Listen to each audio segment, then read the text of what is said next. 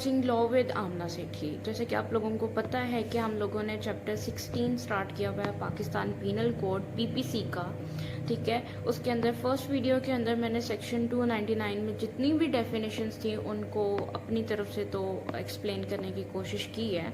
तो आज हम लोग जो है वो सेक्शन 300 जो कत्ले अम्द है उसको रीड आउट करेंगे और उसको डिस्कस करेंगे। अब कत्ले अम्द क्या होता है, अब मैं इसको सेक्शन को यहाँ से रीड आउट करती हूँ ताकि आप लोगों को उसकी वर्डिंग की भी समझ आ जाए और फिर उसके बाद हम लोग उसको सिंपल वर्डिंग में भी डिस्कस कर लेंगे। तो मैं अब स्टार्ट कर रही हूँ।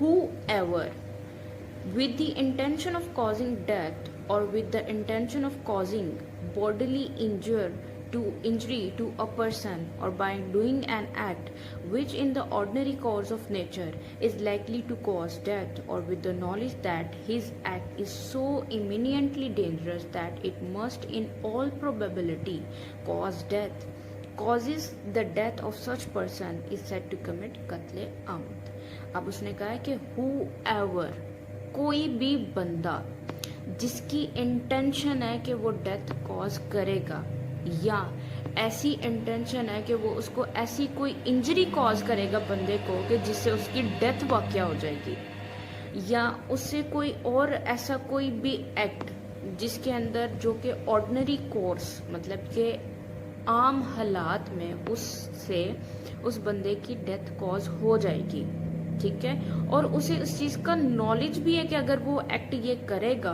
तो अगले बंदे की डेथ कॉज हो जाएगी और उस बंदे की इंटेंशन भी है, तो ये क्या होगा, कत्ले अम्द होगा। सिंपल सी बात है। अब इसको हम लोग सम अप करते हैं वो किस तरीके से। कत्ले अम्द के लिए आपके पास 4 चीजें होनी चाहिए। फर्स्ट, किसी भी बंदे की इंटेंशन होनी चाहिए कि वो डेथ कॉज करेगा, ठीक है। फिर उसके बाद उसकी इंटेंशन होनी चाहिए उसको ग्रीवियस हर्ट की या उसको डेथ कॉज करेगा, मतलब कि फर्स्ट आपकी इंटेंशन होनी चाहिए, किसी भी बंदे की इंटेंशन होनी चाहिए कि वो डेथ कॉज करेगा, ठीक है, बंदे को मार देगा। दूसरी है कि वो कोई भी ऐसा एक्ट करता है जिससे उस बंदे को कोई चोट लग जाती है या उसकी डेथ कॉज हो जाती है, ग्रीवियस हर्ट उसको पहुंचाता है, ठीक है।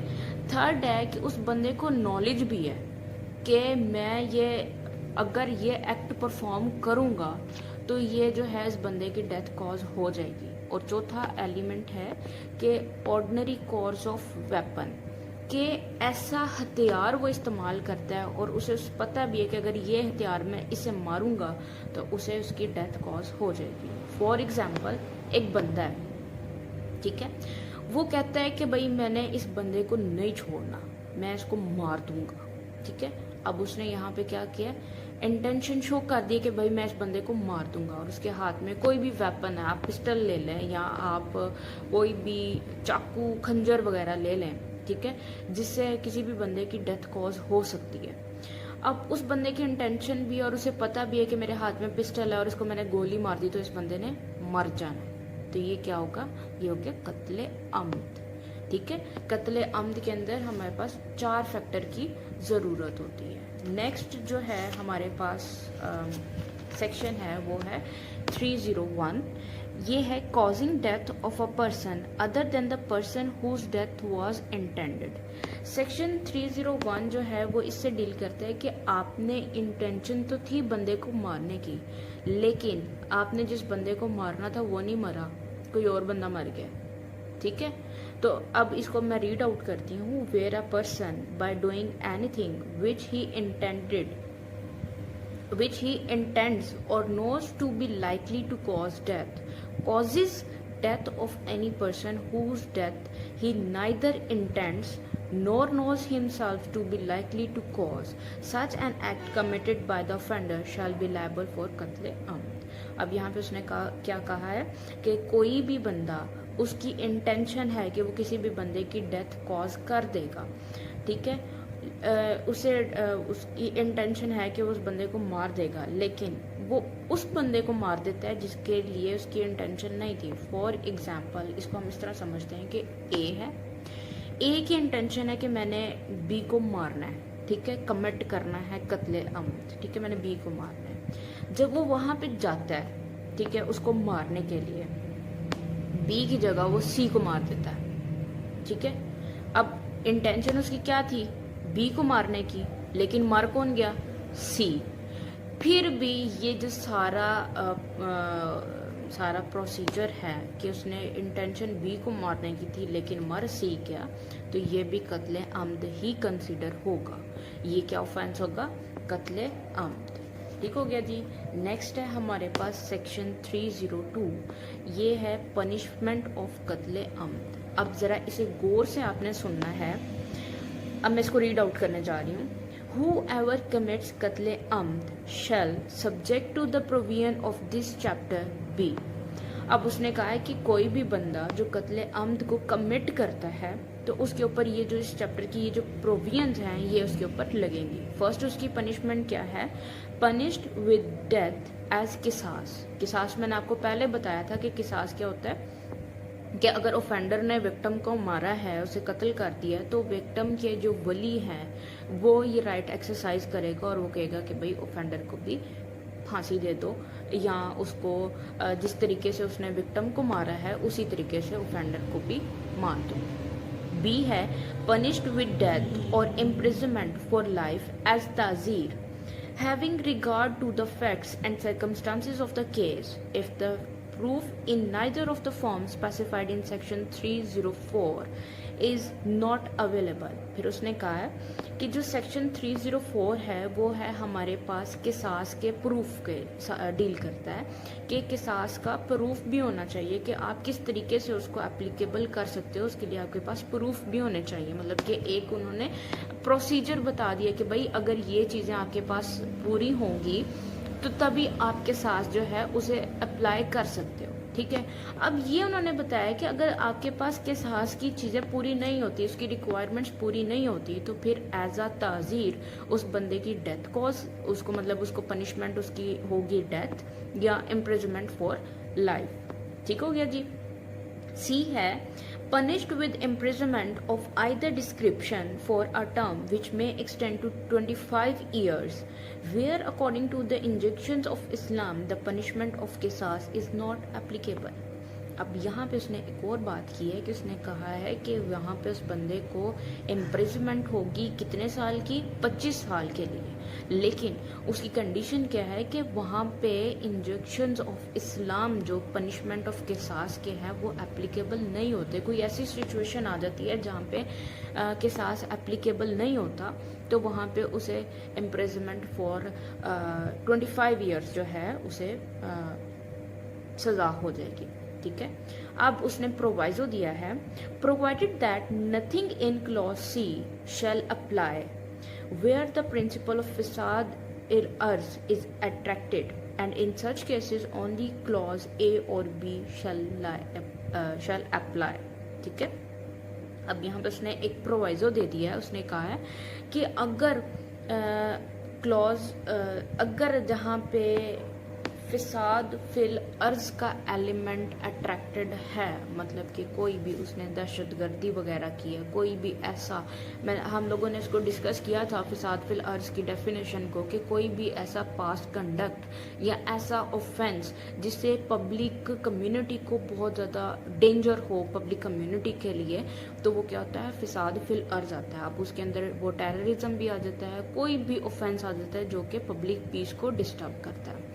अगर वो अट्रैक्ट हो जाता है कि अगर वो है उस बंदे की पास्ट लाइफ को अगर चेक किया जाता है तो वो चीज़ उसमें मौजूद है, तो फिर जो उसके अंदर क्लॉज सी है वो अप्लाई नहीं होगी। तो उसके लिए सिर्फ अप्लाई क्या होगी, क्लॉज ए और क्लॉज बी। क्लॉज ए क्या थी कि उसे पनिश डेथ एज अ किसास, ठीक है, और फिर उसके बाद है पनिश विद डेथ और इम्प्रिजनमेंट फॉर लाइफ। ठीक है, ये दो उसको अप्लाई होंगी। नेक्स्ट है हमारे पास सेक्शन 303। तो ये है, अब हमारे पास है ये सेक्शन 303 किसके साथ डील करता है, कत्ल कमिटेड अंडर इकराह ताम और इकराह नाकिस बहुत इम्पॉर्टेंट है। इसमें बहुत सारी टेक्निकल चीज़ें हैं, इसको आपने मतलब याद रखने वाली बात है। मैं इसको रीड आउट करती हूँ। वेयर इकराह ताम shall be punished with imprisonment for a term which may extend to 25 years but shall not be less than 10 years, and the person causing ikrah tam shall be punished for the kind of qatl committed as a consequence of his ikrah tam। अब उसने कहा है कि कोई भी बंदा who ever commits कत्ल, ठीक है, अंडर इकराह ताम, जो बंदे ने ऑफेंस कमिट किया है उस बंदे को पनिशमेंट क्या होगी, उसे 10 से लेके 25 साल तक, मतलब कि 10 साल से कम नहीं होनी चाहिए और 25 साल तक जो है उसको सजा होगी। और जो बंदा कॉज करता है, ठीक है, अब देखें, अब इसमें ना दो बातें हैं। एक बंदा है कॉज क्रिएट करता है, मतलब कि जो बंदा आप समझ लें कि वो बंदा उसे कहता है कि भाई अगर तुमने ये काम ना किया तो मैं तुम्हें जान से मार दूंगा, तो ये क्या होगा, ये बंदा क्या होगा, ये कॉज हो गया। और डूअर कौन हो गया, जिसने ऑफेंस कमिट किया है, जिसने ऑफेंस को परफॉर्म किया है। अब इकराह ताम के अंदर क्या होगा कि जो डूअर होगा उसे 10 से 25 साल के लिए सजा होगी, ठीक है। और जिस बंदे ने कॉज किया होगा, जो बंदा उसकी वजह बना होगा, उस ऑफेंस की वजह बना होगा, उस बंदे को जो ऑफेंस की ओरिजिनल पनिशमेंट है वो उसे दी जाएगी। अंडर, अब नेक्स्ट बी में पढ़ती हूँ, अंडर इकराह नाकिस shall be punished for the kind of कत्ल committed by him and the person causing ikrah nakis shall be punished with imprisonment for a term which may extend to the 10 years। इकराह नाकिस के अंदर ये है कि जो doer होगा उसको original punishment दी जाएगी, जो कि उसने ऑफेंस कॉज जो कमिट किया होगा, सॉरी, इकराह नाकिस के अंदर जो डूअर होगा उसको ओरिजिनल पनिशमेंट दी जाएगी जो ऑफेंस की होगी, और जो कॉज होगा उसको जो है फॉर अ टर्म विच में एक्सटेंड टू 10 years, मतलब कि उसको 10 साल तक सज़ा होगी। तो ये है हमारा सेक्शन 303। नेक्स्ट है हमारे पास सेक्शन 304, प्रूफ ऑफ कत्ल अम्द लायबल टू किसास। अब हमें प्रूफ जो है वो किसास के लिए वो उसके बारे में कि किसास की क्या क्या रिक्वायरमेंट्स होनी चाहिए, तो वो ये है, मैं इसको रीड आउट कर रही हूँ। प्रूफ ऑफ कत्ल अम्द shall be in any of the following forms, namely, first है, the accused makes before a court competent to try the offense a voluntary a true confession of the commission of the offense। पहली बात उसने क्या किया है कि जो accused है वो competent कोर्ट के सामने जाके कन्फेशन दे देता है कि बगैर किसी डर के, बगैर किसी खौफ के या बगैर किसी इंड्यूसमेंट के वो बिल्कुल अपने जाके अपना गुनाह जो है वो कबूल कर लेता है कॉम्पिटेंट कोर्ट के सामने, तो तब भी वो लायबल हो जाएगा किसास के लिए। दूसरा है by the evidence as provided in article 17 of Qanun Shahadat 1984। अब आर्टिकल 17 कानून शहादत का किससे डील करता है, तज़कियल शहूद से डील करता है। अब तज़कियल शहूद क्या है कि आपके पास 2 विटनेसेस होने चाहिए जिन्होंने देखा हो।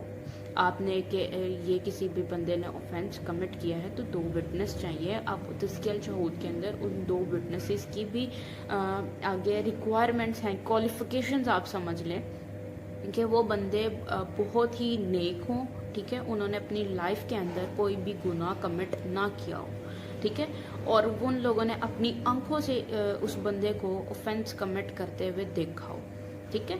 तो ये 2 जो हैं इसके प्रूफ्स हैं, या तो ए पहला ये कि अक्यूज जाके कॉम्पिटेंट कोर्ट के सामने अपना कन्फेशन दे देता है, या बी ये कि कोई भी 2 विटनेसेस हैं वो शहादत दे देते हैं कि भाई हमने इस बंदे को ये ऑफेंस कमिट करते देखा है, तो ये भी क्या हो जाएगा, किसास के लिए लायबल हो जाएगा। नेक्स्ट है हमारे पास the provisions of subsection 1 shall म्यूटेटिस मुटेंडिस apply to a hurt liable to किसास।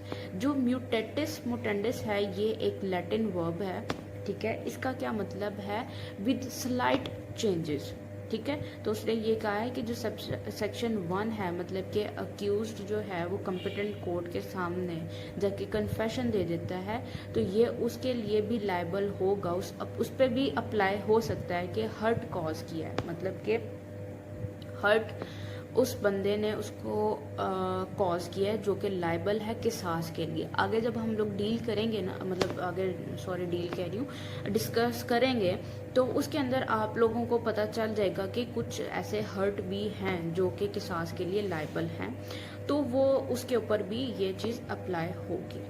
अब इन सारी चीज़ों को मैं सम अप करती हूँ कि हम लोगों ने जो है 5 सेक्शंस को डिस्कस किया है। पहला 300 जो है वो कत्ले आमद से डील करता है। कत्ले आमद क्या था कि इसके अंदर 4 फैक्टर्स होने चाहिए कि बंदे की इंटेंशन होनी चाहिए कि वो किसी को बंदे का मारेगा।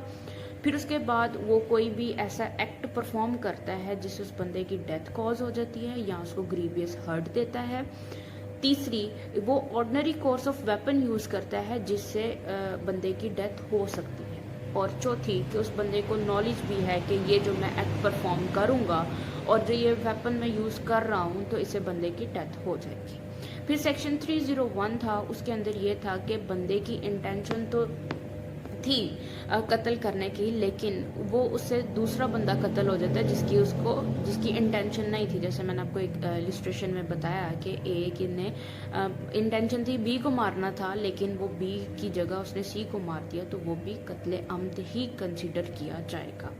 फिर हम लोगों ने 302 पढ़ा। 302 क्या है कि हमारे पास कत्ले आमद की पनिशमेंट है। उसके अंदर हम लोगों ने 2 से 3 चीज़ों को डिस्कस किया कि उसकी जो पहली पनिशमेंट होगी वो किसास होगी, जो उसमें किसास में उसको डेथ पनिश की जाएगी। सेकंड है उसकी डेथ होगी, पनिश्ड विद डेथ होगी, और इम्प्रिजनमेंट फॉर लाइफ होगी एज अ ताज़ीर, जहाँ पे किसास एप्लीकेबल नहीं होता। फिर हम लोगों ने तीसरी बात की गई कि वहाँ पे अगर ऐसी कोई सिचुएशन आ जाती है जहाँ पे किसास लायबल नहीं होता, तो वो डेथ और इम्प्रिजनमेंट फॉर लाइफ की जगह उसे इम्प्रिजनमेंट फॉर 25 ईयर्स भी उसको दे सकते हैं। उसके अंदर हम लोगों ने एक प्रोवाइज़ो पढ़ा कि अगर फिसाद फिल अर्ज का एलिमेंट अट्रैक्ट है उस बंदे के अक्यूज्ड के साथ उसकी लाइफ में, तो उसके ऊपर जो क्लॉज सी है वो अप्लाई नहीं होगी, क्लॉज ए और बी अप्लाई होगी। फिर हम लोगों ने सेक्शन 303 को पढ़ा। उसके अंदर हम लोगों ने ये चीज़ रीड आउट की थी कि जो हमारा कत्ल है एक कमिटेड अंदर इकराह ताम और इकराह नाकिस के अंदर, कि अगर कोई भी बंदा कत्ल कर देता है इकराह ताम में और इकराह नाकिस में, तो क्या होगा। इकराह ताम के अंदर जो बंदा डूअर होता है उसे 10 से लेके 25 साल तक सज़ा होती है, और जो कॉज होता है उसे ओरिजिनल पनिशमेंट मिलती है। और इकराह नाकिस के अंदर क्या होता है कि जो डूअर होता है उसको जो है ओरिजिनल पनिशमेंट मिलती है, और जो कॉज करता है उसे 10 साल तक सज़ा मिलती है। फिर हमारे पास जो सेक्शन 304 है, इसके अंदर हम लोगों ने किसास का प्रूफ मांगा है कि भाई किसास तब लायबल होगा जब उसकी ये प्रूफ हमारे पास होंगे। तो पहला प्रूफ क्या था कि अक्यूज जो है वो कॉम्पिटेंट कोर्ट के सामने कन्फेशन दे देता है, ट्रू कन्फेशन देता है, और या उसका जो आर्टिकल 17 है कानून शहादत का, मतलब कि कोई 2 विटनेसेस जो हैं वो उसके खिलाफ गवाही दे देते हैं, तो तब जो है किसास लायबल होगा। उसके अंदर हम लोगों ने एक प्रोवाइज़ो पढ़ी थी कि ये उनके लिए भी अप्लाई हो सकता है जिस हर्ट की जो हर्ट लायबल है किसास के लिए। अब सेक्शन 305 को भी हम लोग कर ही लेते हैं डिस्कस। तो इसके अंदर वली है, तो इसको मैं रीड आउट करती हूँ। वो ये है कि इन केस ऑफ कत्ल द वली shall be the heirs of the victim according to his personal law, ठीक है जी, and but shall not include the accused और कन्विक्टेड इन केस ऑफ कत्ल आमद if committed in the name और the pretext of honour. बहुत important बात है। उसने कहा है कि आम तौर पे कत्ल के केस के अंदर वली उसके लीगल एयर्स होंगे, जो कि उसके जो पर्सनल लॉ के मुताबिक, मतलब कि अगर एक आदमी है तो उसके बेटे वगैरह उसके लीगल एयर्स हैं। पर इसके अंदर उन्होंने एक कंडीशन दे दी है कि जो ये गैरत के नाम पे कत्ल करते हैं, ठीक है, अब देखिए गैरत के नाम पे जी भाई ने बहन को गैरत के नाम पे कत्ल कर दिया, तो वो अक्यूज जो है वो वली तब नहीं होगा, ठीक है। और बी है the government if there is no air, ठीक है। तो अगर कोई भी लीगल एयर नहीं है तो गवर्नमेंट उसकी लीगल एयर होगी। तो ये हम लोगों ने 5 सेक्शंस जो हैं वो डिस्कस किए हैं, उनके पहले उनको रीडिंग की है उनके, और फिर उसके बाद उनको डिस्कस भी किया है। तो किसी भी किस्म का कोई भी क्वेश्चन है तो आप मेरे से पूछ सकते हैं। Thank you so much.